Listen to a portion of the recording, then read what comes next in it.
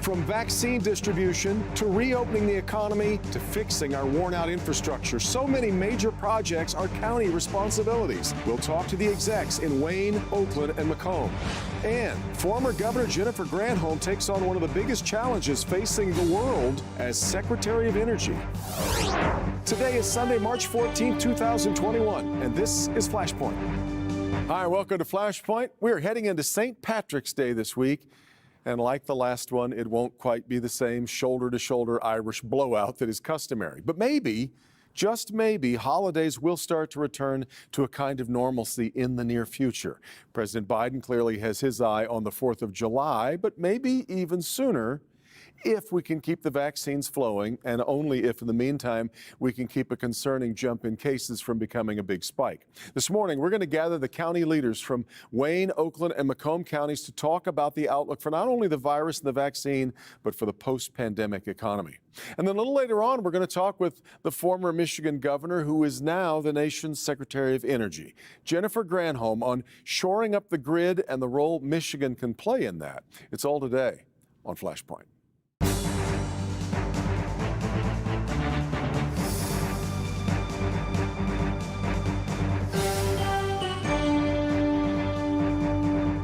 Well, it felt like a momentous development on Friday when it was announced that starting April 5th, that's 3 weeks from tomorrow, the vaccine is going to be available to all Michigan adults aged 16 and up. Now, we should not, of course, confuse eligibility with availability, nor should we confuse it with full participation of the citizenry, but it is obviously a hopeful step. Let's talk about it with the county leaders for Wayne, Oakland, and Macomb counties. Wayne County Executive Warren Evans is here, as is Dave Coulter, the Oakland County Executive, and at the bottom of your screen you see Macomb County's Mark Hackel. And Mark Hackel, let me start with you. You haven't exactly been a shrinking violet about your frustrations that you voice. I want you all to weigh in a little bit now with where you feel like we are on getting the vaccine out to Michiganders and your own individual experience with it and the outlook as we move ahead. Mark Hackel, you first.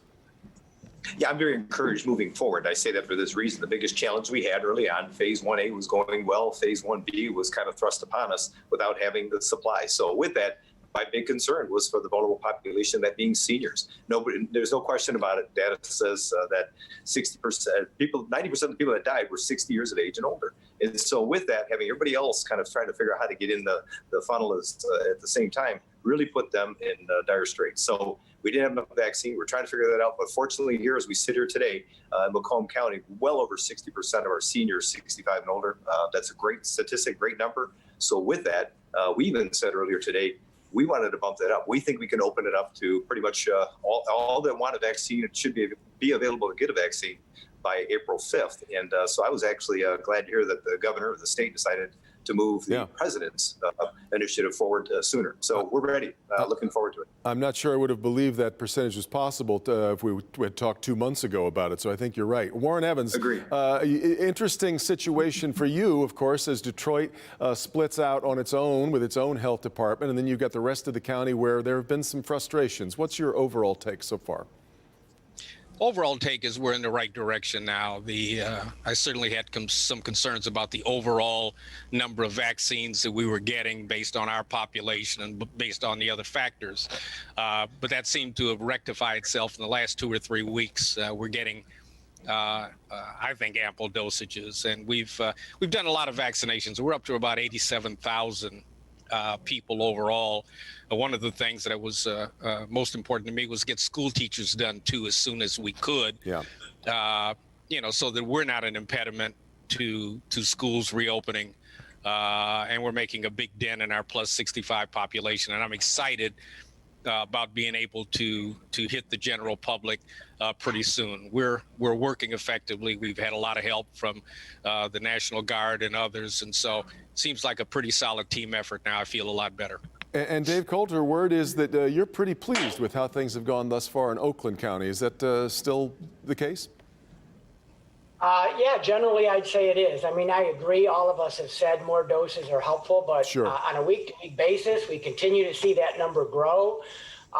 We're also very focused on our senior population, 65 and above. We've done close to 60% of ours, but we still have 65,000 seniors in that category on our list. So we do still have a little ways to go to get through our senior population.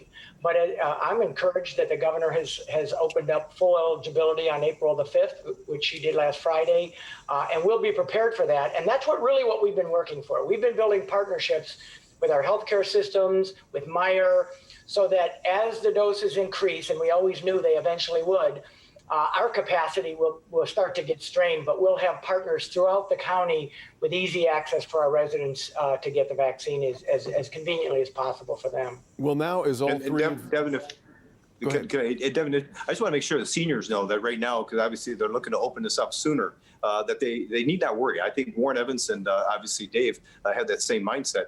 You know, here in Macomb County, we're putting the full court press. I know it's March Madness upon us on the sports nut.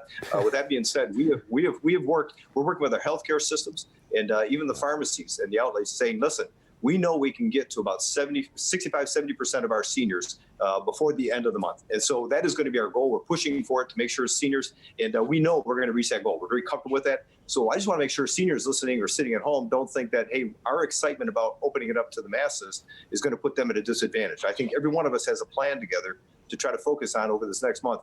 How do we make sure that every senior that wants a vaccine gets a vaccine here in Southeast Michigan? It's a really important point. And Warren, I wanted to let you weigh in on, and given that this has been largely seen as people have talked about this as being a coming issue in Detroit.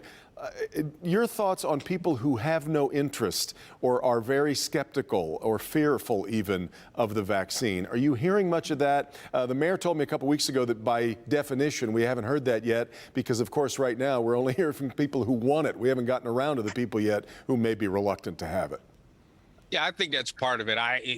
Significantly for me, the older the person is, cut across any line. I mean, they've been treading water for a long time, and I'm not getting much of a negative, I don't want it from older people at all. Maybe that'll change a little bit when we start doing more with younger folk, but Yeah. I haven't seen that to be true. I can't tell you how inundated I am with calls from older people asking for the vaccine and trying to find a way to get to it. Oftentimes they're not as internet savvy as others, and so the scheduling and those sorts of things takes a little more effort. But no, I have not seen that yet. Well, all three of you now are going to be trying to make the turn toward creating whatever a post-pandemic economy is going to start to look like. And Dave Coulter, let me start with you and your thoughts on the strictures that have been laid down by the governor, rather unilaterally, of course, famously, and whether those have been too much, and does that make it now really difficult for you to overcome as you try and rebuild a post-pandemic world? No, it doesn't make it more difficult. In fact, I believe, and I'll say that I think some of the very difficult but important decisions she's had to make have saved lives and have kept people from being infected. And I think she's tried to do that the best that she could. But we're in a much different place now. Our restaurants are at 50% capacity. There's not very much that's left in Oakland County that's not allowed to be operating. And so our goal is going to be, we were very aggressive with the CARES Act funding that we received last year. That was a lifeline to our businesses, our residents, our nonprofits. And I'm very excited that the Congress has now passed another round of funding because that's going to be critical. And it's a game changer. The amount of funds that our counties are going to get as a result of that package is transformational, and we get 3 years to spend it. Now, I'm anxious, and some of it's going to get out the door right away for things like vaccinations and the like. Right. But we have time to be really intentional about how we make sure we bring our economies back and protect our people for the long term, and I think that's very helpful.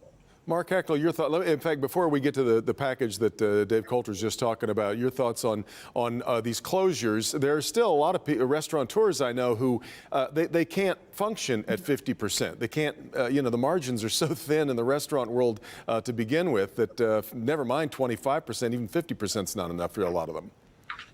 Yeah, and let's not forget the other thing that's impacting them right now is obviously the funds that are available for people, that are helping them.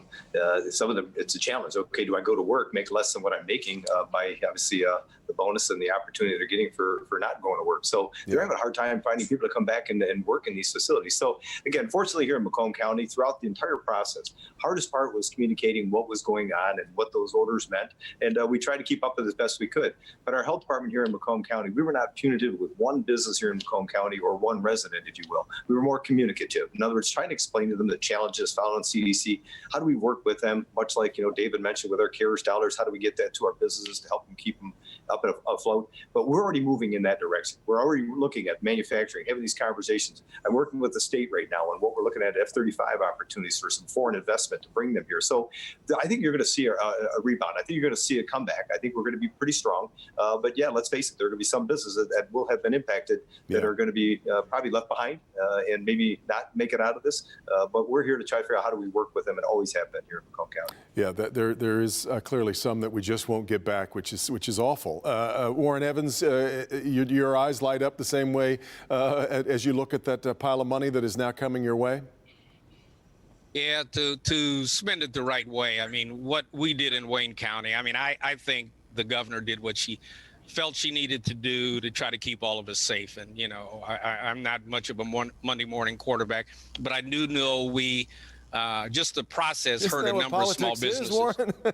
Yeah. Well, we spent I got it. We spent $50 million of CARES Act money supporting small businesses both in Detroit and Wayne County to try to keep those that are viable on their feet and able to go. Whether they all survive or not, I think we know not all of them will, but the effort was certainly there to do what we could do to compensate for the restrictions that were there. I'm really glad the restrictions are being lifted, and I just hope we get the vaccines out close enough so we don't have to do anything to restrict anymore.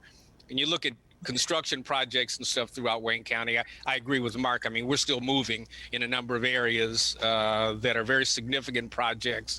They haven't been halted or put on the back burner, so I'm optimistic going forward. Back to Mark Hackle here really quickly on this matter. Your county prosecutor, Pete Lucido, clearly has the governor in his sights in a prosecutorial fashion over her nursing home policies. Is that the right thing for him to do? Yeah, I try to stay away from all the political bantering on both sides, and even politics within the parties.